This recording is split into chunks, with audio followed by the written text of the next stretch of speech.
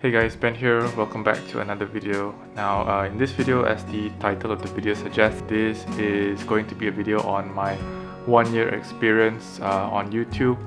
The very first video I uploaded onto this channel was exactly on the 24th of May back in 2023. So yeah, it's been a full 1 year now since I started making YouTube videos, and at the moment, if I'm not mistaken, I'm sitting at about 108 subscribers, if I'm not mistaken, at the time this video goes up, which I know maybe to most other channels it may not seem like much, but honestly to me it's quite an incredible thing seeing this channel grow bit by bit. I just wanted to share with you guys the 3 main things that I've learned throughout this process of running this YouTube channel, putting out these videos. This video may come in handy to those of you who are considering or who potentially looking at starting their own YouTube channel. You may be wondering what are the challenges that you may encounter, or what are the obstacles that you need to face throughout this period, and also perhaps to give you an idea of the overall experience of running a YouTube channel. And to make this video a bit more interesting, rather than you guys just looking at this face, I'm going to put out some video footage of my friends and I when we went to the Luge Park here. It was actually in close to Rawang, if I'm not mistaken. I'll put a link in the description if you guys are interested in checking that place out. But yeah, enjoy watching that footage while I ramble on a bit about my experience on YouTube. Now, point number 1, the first thing that I learned throughout this whole process was that there are actually a lot of things to learn. I know that may not come as a shock, because it's quite a new, unique experience, a unique role to put out videos, to create content for people to consume. But I was actually quite surprised as to how much there was to learn. I had to learn about using programs and softwares that have absolutely nothing to do with my main job. For those of you who don't know, I work in the healthcare industry, and it has absolutely nothing to do with Lightroom, with DaVinci Resolve, with video editing, with photo editing, and so on. So I had to learn all that from scratch via watching other YouTube videos and tutorials online. Even making this pop-up subscribe button here took me some time. There are no templates on DaVinci Resolve or whatever to just, insert this animation here. I had to learn how to make all this from scratch. The intro portion of the video, the exit portion of the video, all this for the sake of trying to improve my videos. And the way I approached this was that I knew I could not figure everything out from the get-go, and even after a couple of months in, I still knew that I had a lot more things to learn. So a goal that I set for myself was to try and improve at least one thing from one video to another, so that, let's say, after you put out 10 videos, you would have made at least 10 different improvements. Looking back at my very first video and comparing it now to the very latest video that I put out, I myself can clearly see that there at least is a slight noticeable increase in the quality of the video that I put out. Point number 2, the second thing that I have learned throughout this entire YouTube channel process is that it can be quite a tiring, draining process, because there's always this, I guess you can call it this pressure to constantly produce a video, to constantly put out content in order to see your channel grow. Because if you don't put out any videos, if you don't put out any content, somehow the YouTube algorithm will just not notice your channel, and it will not put your videos out there for people to see, for people to click on, for people to view.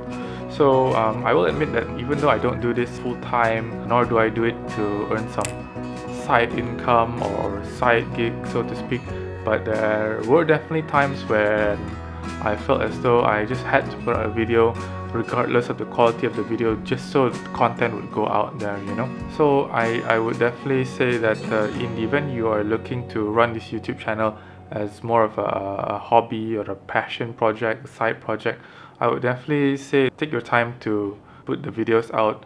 Make sure that you're happy with the video that you're finally uploading, because at the end of the day, the content that people are viewing, that is a reflection of the quality that you have put into your craft.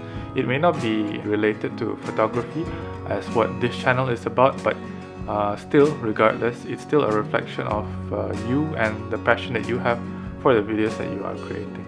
Finally, point number 3, the third thing that I've learned throughout this entire YouTube video channel process is that it's actually quite rewarding to see the channel grow.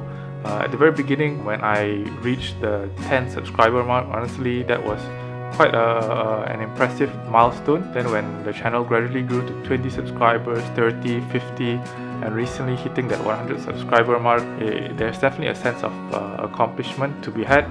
And the channel growth aside, one of the main reasons I went to YouTube to begin with was that I wanted a new platform to share my photos. Now sure, you may think, oh, why not you share your photos on Instagram, because that's the so-called go-to app for photo sharing. But truth be told, Instagram has gradually shifted or has gradually grown out of its original role as a photo sharing platform.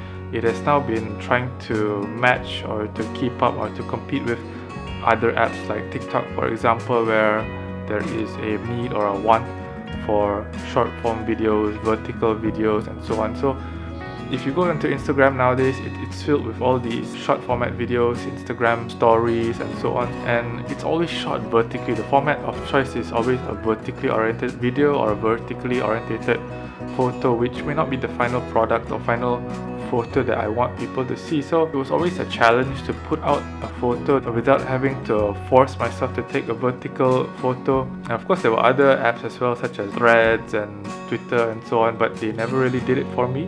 Then one day when I came across a couple of other photography related YouTube videos, even though these were YouTube videos, but at the same time I could appreciate the photos that these guys were taking just because their photos were in their videos, and I found myself paying more attention to their work, and I thought to myself, this could be a good alternative. Even though it's YouTube, it's a video sharing platform, but I thought, why can't I share my photos here like what these guys are doing? So it's been a rewarding process, not just in terms of channel growth, but ability to share the photos I've taken with people who also appreciate photography to some level has been a reward on its own. So yeah, those are the top 3 things that I have learned or have experienced throughout this entire 1 year of making YouTube videos. I just want to end this video by saying 2 things. Number 1, if you are interested in starting your own YouTube channel, just make sure you know what you're getting yourself into, the expectations that you have with regards to growing a channel. I can't speak for other more successful YouTube people, but don't expect your channel to just blow up after the first 1 or 2 videos. I expect the first, I don't know how many first videos that you put out to be shit, because if this is your first time starting something like this and you've got no experience making videos, taking photos, and so on, there's definitely a learning curve. There's definitely quite a steep learning curve to the process, but I still encourage you to try it. Point number 2 is I'd just like to say thank you to everyone who has subscribed to this channel. It's been great to see the channel grow to where it is right now, and I hope to continue growing this channel, and I can't wait to see how far I can bring this channel. I'll see you guys in the next video.